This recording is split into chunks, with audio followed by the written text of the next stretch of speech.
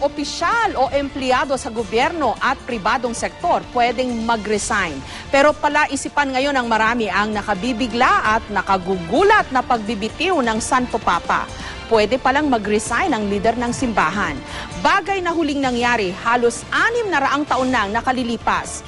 Hindi pa rin malinaw kung ano ang gagawin ni Pope Benedict XVI matapos siyang mag-resign sa February 28. Isa sa mga posibilidad na lumitaw kanina, mananatili raw sa isang monasteryo malapit sa Vatican ang Santo Papa.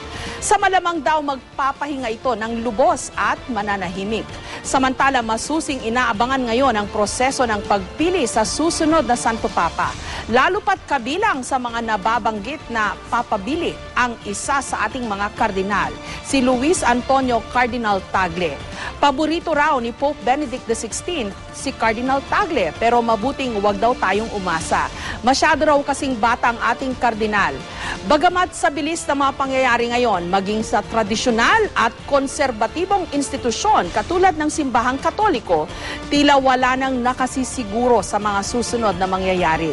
Patunay marahil na nagbabago na ngang talaga ang panahon at ang ating mundo.